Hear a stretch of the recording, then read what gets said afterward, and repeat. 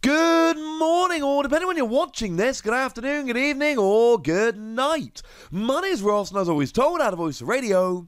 So today, we can finally take a look at all of the secret rares, hyper rares, ultra rares, call them what you will, the really shiny cards that are coming around in Matchless Fighters. Although over in Japan they are all secret rare cards, they all have a set number above 70. Do please remember that when they are released over here, that's not going to strictly be true. What we consider to be secret rares and what Japan consider to be secret rares are not quite the same. But it doesn't really matter what you call them, because they're beautiful and awesome. And a lot of good stuff has been said about these since they were revealed. All warranted. Shout out to the lovely Primal Lugia over at Poker Guardian for doing the usual thing and hooking us up with images and collating them together and frankly saving me a whole bunch of work. So we might as well start off with the Pokemon V.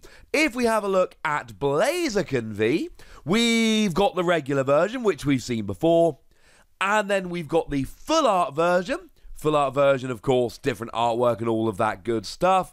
It's fine. It's a full art. It's pretty much what you would usually expect. Now, Blaziken V as a card is alright. I mean, Blaziken really is one of those ones where we're saving it for the V Max, honestly. But you can do 210 for 4 energy, so, I don't know, maybe that's a good thing. We've also got a full art version of Dracozolt V here. Now again, Dracozolt V, I'm not a huge fan of this one. However, there is a useful attack for 1 energy that does 30 damage and stops your opponent attaching energy from their hand to the defending Pokemon. It's quite easy to play around, they just have to attach to the bench or switch to the bench or whatever. But there's a cool little full art version here as well, which is kind of nice, honestly.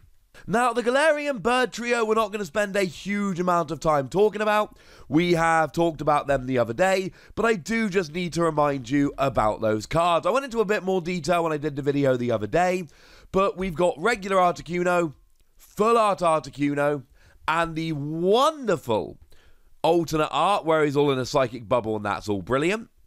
We've got regular Galarian Zapdos, full art Galarian Zapdos, and alternate art, which looks like a cartoon running up a mountain. And then we've got regular Galarian Moltres, full art Galarian Moltres, and secret rare or alternate art, or call it what you will, Galarian Moltres, which everybody seems absolutely in love with. And frankly, I'm kind of on their side with this one. Like I say, we did a video all about them the other day, so we're not going to dwell on them too much, but I did just want to show you, and we hadn't seen the full arts before, so there we go. For what it's worth, they are all brilliant cards, which I think we should all be getting a little bit excited about. Now, we've also got Galarian Slowking making its debut in this particular set. Here's the regular art, here's the full art, and here is the special art. It's a Kamiya special art. Now, I personally am not a huge fan of Kamiya's art. It's not one of my favourites in the Pokemon TCG, but it's not all about me, ladies and gentlemen. I have seen so much good feedback about this, so many people that love this card, and given it up to now, we've had fairly standard full arts, lots of CG renders. Seeing these as your alternate arts really is just absolutely wonderful. A lot of people are into it. I'm not that into the art myself, but I can see why other people are, and it's kind of awesome and beautiful. As for Galarian Slowking as a card, and yeah, it is weird that the V is getting a special art and the V Max isn't. That's not usually the way round it goes, but hey-ho. Galarian Slowking V has got, well, at the end of your opponent's next turn, the defending Pokemon will be knocked out. Just instant KO at the end of your opponent's next turn. But again, it's one of those which is, it's quite easy to play around. I should mention that I have done videos about all of these cards. I will link those videos in the description. So if you want a proper breakdown of any of these cards playability-wise, they can be found in those videos. They will be linked in the description. So those are the Pokemon V. We have got some V Maxes coming in here as well. Now, Blaziken is getting a VMAX in this particular set, and all the VMAXs are getting your rainbow rares. Here's the Blaziken, it looks awesome, but check out the alternate art. How cool is this?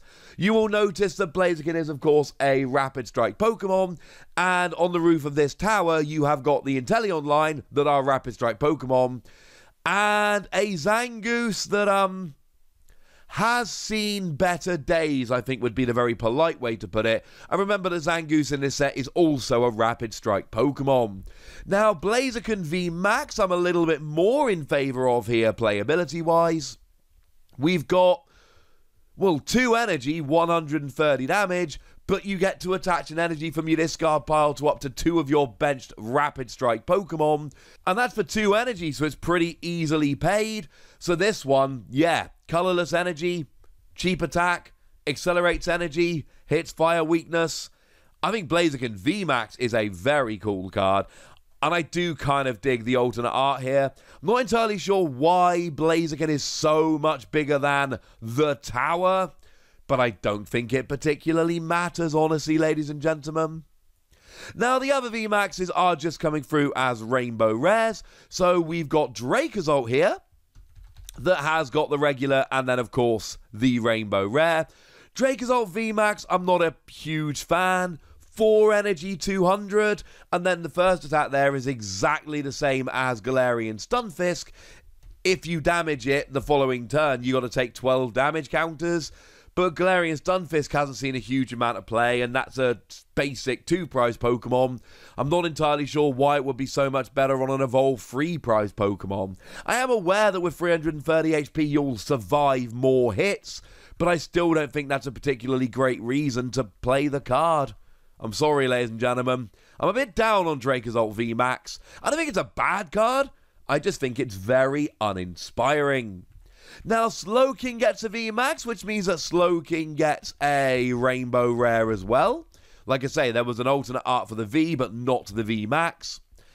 And it's only got 1 attack and it only does 10 damage, but it puts 12 damage counters on for poison between turns, especially if you start adding in stuff like Toxicroak to increase the amount of poison damage. This is going to build up very, very quickly. If your opponent can switch out of it, that's going to be really sad, but if they can't, that is going to add up extremely quickly. Now, we do have some new supporters in the set, and as is customary here, all of these new supporters come through with both a full art and a Rainbow Rare version. So if we take Karen's Belief or Karen's Conviction, I've seen it translated both ways. If we take that as an example, you've got the full art and the Rainbow Rare, and you will of course notice that the artwork is identical on them. It is just the effect which is different, whether it's a coloured full art or your Rainbow Holo. Karen's Conviction is, as I like to keep describing it, double iris. It says that your single strike Pokemon do an extra 20 damage this turn to your opponent's active for each prize card your opponent's taken, whereas Iris was 10. That can build up the damage very, very quickly. It's one to potentially get a little bit excited about. Clara is another very cool card, seen here as both a full art and a Rainbow Rare. It is super odd, but it goes to your hand. It's literally super odd, but instead of those cards going to your deck, Super Odd is grabbing 2 Pokemon and or 2 energy and shuffling them into your deck. Basic energy. This is exactly the same, but they go to your hand, which means you can use them straight away, and I think this is brilliant, especially given that one of those Pokemon you get back could be something like a Crobat. So it's a recovery supporter which can directly immediately draw you a bunch of cards as well. I think Clara is going to be a really good card that sees a bunch of play. And obviously because we've got Clara, we've also got Avery here. Avery is another one that I think we should absolutely be getting a little bit excited about. You draw 3 cards, and then your opponent discards their bench Pokemon until they have 3 benched Pokemon. Yeah. That's pretty good. You draw cards and wreck your opponent's bench. That seems kind of fun to me.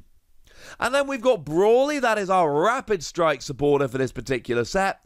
Search your deck for up to 3 basic Rapid Strike Pokemon and put them onto your bench. I'm not sure how I feel about this one. We've seen things like this before, Professor Elm's lecture was good, but of course, that went to your hand and could get evolved Pokemon if they had 60 HP or less, and some of them did. I don't know if this is going to be as good, but in the early game, I can see an argument for it.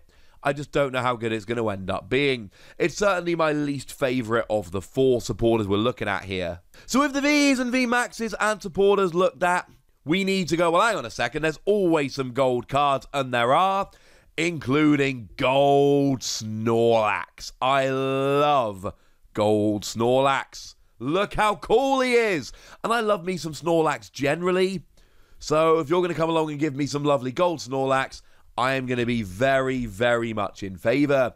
It is just a straight reprint of the Snorlax from Vivid Voltage. It also came around as a pre-release promo. Lets you draw until you've got 7 cards in your hand, and it ends your turn if it's in the active, which I do think is a really good card that has seen a bunch of play, and I think we'll see a whole bunch more as time goes by. And now we got a gold version.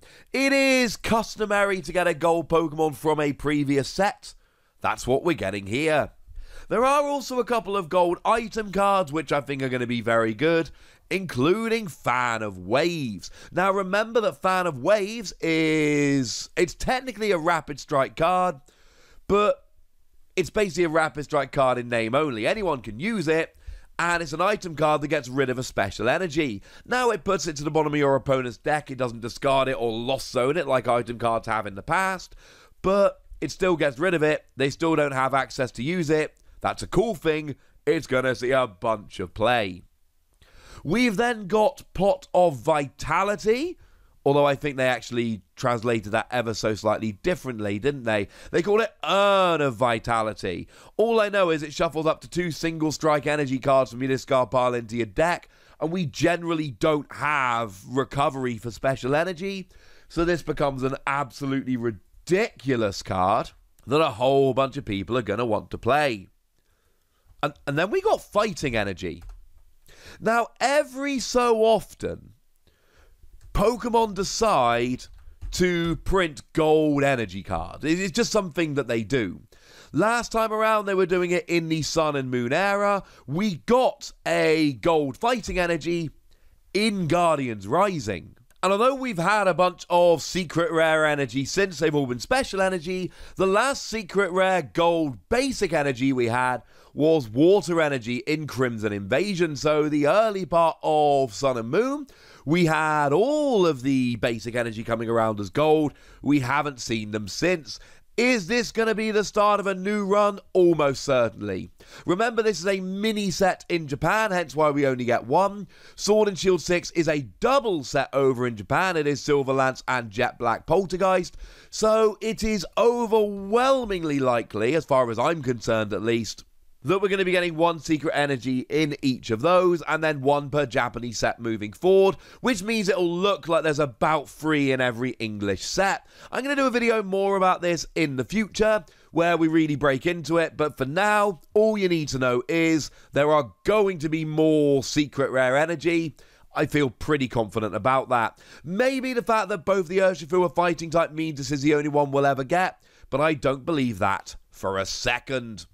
So there we go, ladies and gentlemen. Lots of secret rare cards, gold, shiny, special art, just things to get a little bit excited about.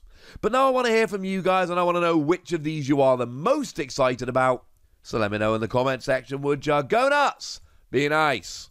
And then make sure you like this video, subscribe to this channel, follow me on Twitter at TheWasi, and Twitch for some live action at twitch.tv/PTCG Radio. If you want to support the channel, get some bonus podcasts and all that good stuff, head on over to patreon.com/PTCG Radio, where you can do exactly that. But by far the most important thing, as always, look after yourselves till next time, would ya? Thank you very much for watching. My name's Ross, and you've been watching PTCG Radio.